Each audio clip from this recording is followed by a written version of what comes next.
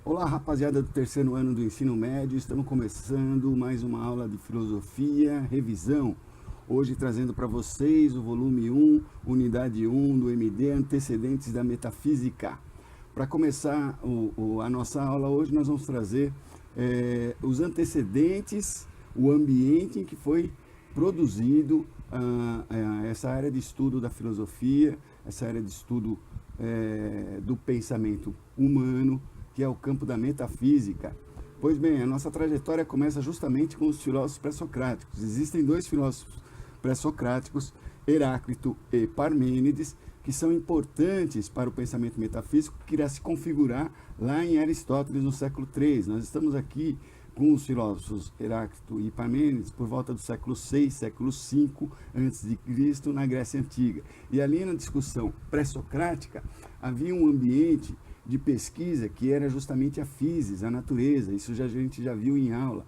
Pois bem, esses dois filósofos, eles surgem já com o primeiro movimento, com o primeiro passo de mudança do foco de estudo do período pré-socrático, já dando um ambiente para os estudos que Sócrates, os sofistas e Platão irão desenvolver. Então, por isso é importante a gente retomar aí as questões de Heráclito e as questões de Parmênides.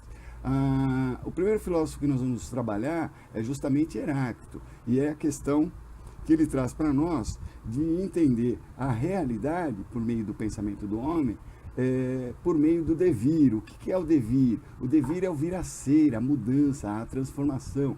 A frase que marca esse pensamento de Heráclito é justamente a frase tudo flui. Isso significa dizer que na natureza, aquilo que o homem observa, aquilo que o homem produz no seu pensamento, a partir da observação, é a transformação, é a mudança da natureza. Então, nós tomamos o exemplo clássico de sala de aula, aí, que é a semente e a árvore. É justamente essa mudança, esse devir da semente e da árvore, que Heráclito irá dizer para nós que nós observamos, que nós trabalhamos na nossa mente. Ou seja, aquilo que a gente guarda em nós, aquilo que a gente consegue observar e tomar como conhecimento, para Heráclito é justamente a transformação, a mudança.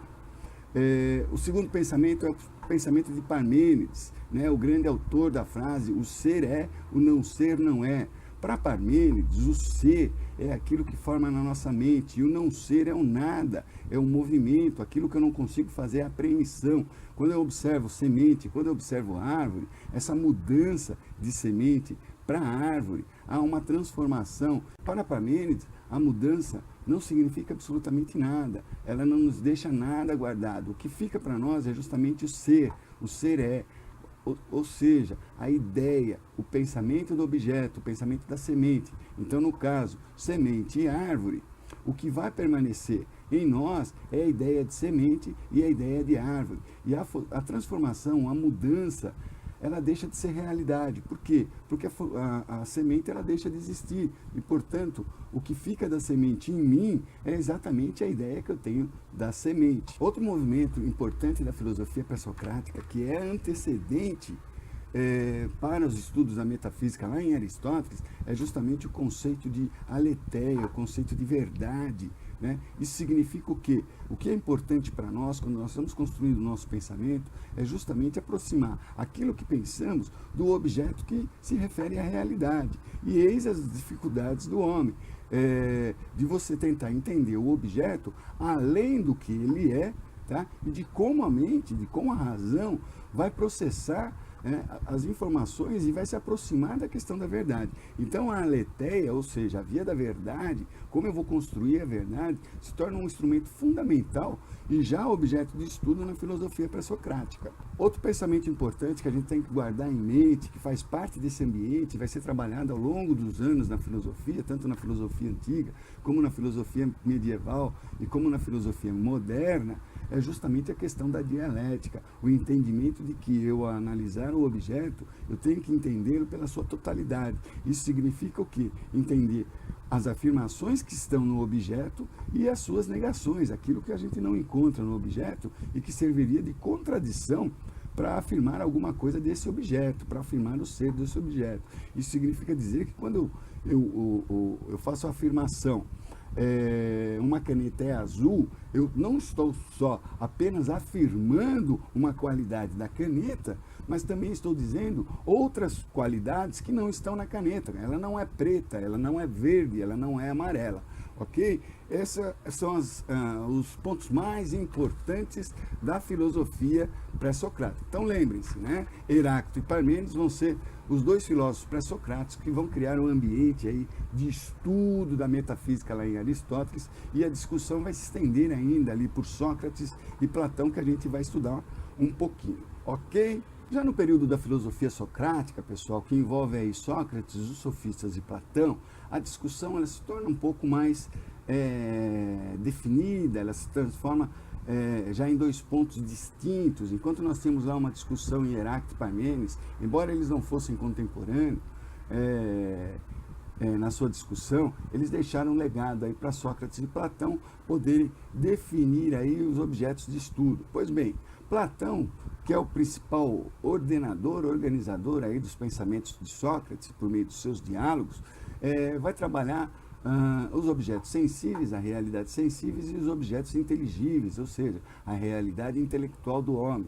Platão vai dizer que o modo como nós operamos a realidade se dá em duas fases. Primeiro, aquilo que ele chama de sentidos, o mundo dos sentidos, e, em segundo, o mundo das ideias, ou seja, o mundo do pensamento humano, o mundo da razão.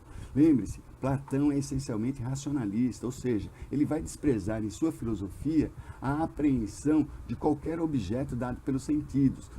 Isso significa dizer que aquilo que a gente percebe pelos sentidos são apenas aparências do objeto e não nos traz a realidade do que é o objeto. Esta realidade só é trazida pela razão. Por isso essa divisão de realidade sensível e de realidade inteligível, de mundo das ideias e de mundo dos sentidos, ok? Tá? Para Platão, o mundo dos sentidos é um mundo da ilusão, é um mundo das aparências. Lembre-se do mito da caverna. O mito da caverna é um modelo essencial para que a gente possa apreender aí a filosofia metafísica de Platão. Platão vai dizer que aquilo que a gente opera pelos sentidos, na caverna, presos aos nossos sentidos, acorrentados, são apenas sombras, são apenas ilusões. Mas quando a gente se liberta dos sentidos e vai em direção à saída da caverna, sobe em direção à luz, nós usamos a razão. E é lá na razão, é lá na luz que nós vamos encontrar os verdadeiros objetos. E para Platão, o verdadeiro objeto é a essência, é a ideia do objeto, ou seja, aquilo que se apresenta para nós como eterno, como uno e como imutável. E são as formas, né, dos objetos que vão nos dar a compreensão do que o objeto é.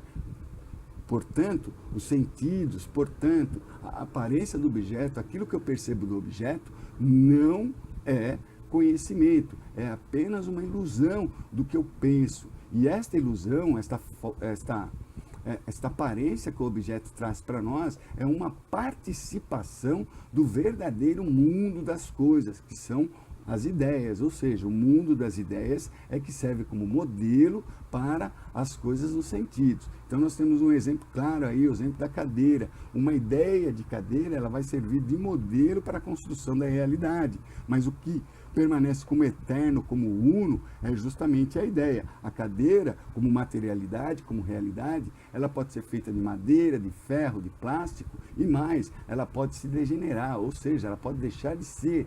E esta cadeira, na realidade, de fato não é conhecimento. O que é conhecimento, o que é apreensão da razão humana, é justamente a ideia que nós temos de cadeira, ok? Então, resumindo aí a questão de Platão e de Sócrates, aí na filosofia socrática, na filosofia antiga, lá por volta do século IV a.C., nós vamos ter duas realidades. Uma é a realidade sensível, que se dá por meio dos sentidos, da aparência, da imperfeição, da instabilidade, e a realidade inteligível, a realidade da razão, a realidade das ideias. Aí nós temos a realidade inteligível, que dá por meio do intelecto, a busca da verdade, a perfeição dos objetos e aí a eternidade dos objetos. Lembre-se, por que eu posso mencionar uma eternidade do objeto? Por quê? Porque o mesmo cavalo que eu penso agora, a forma deste cavalo, a ideia deste cavalo é a mesma que um homem pensou há 2000 anos atrás. Embora o cavalo, na realidade, que aquele homem pensou há 2000 anos atrás, não esteja mais na realidade, tenha se degenerado junto com o homem, a ideia que eu penso agora é semelhante, é igual à ideia que ele pensou, a ideia de cavalo. Portanto, o que dá realidade às coisas, o que dá a verdade às coisas é a ideia do cavalo. Finalizando a nossa aulinha de antecedentes da metafísica, nós vamos ter 2 momentos para a criação do ambiente que será discutido lá por Aristóteles. Primeiro, o movimento são os filósofos pré-socráticos, na figura de Heráclito e Parmênides, que está em discussão. É a arqué, ou seja, o princípio das coisas, como eu percebo a realidade e quais são os elementos fundamentais que darão entendimento e darão apreensão dessa realidade na minha razão, né, por meio da arqué, do ser e do devir, tá, em Heráclito e Parmênides, e o segundo movimento em Sócrates e Platão, onde há uma divisão já mais clara, mais objetiva, da realidade sensível e da realidade inteligível. Platão, retomando, ele entende que o mundo dos sentidos é o mundo da aparência e o mundo das ideias é o mundo das verdades eternas, imutáveis e unas. Ok, pessoal? Bom estudo para vocês, leiam o MD, façam as atividades, até mais.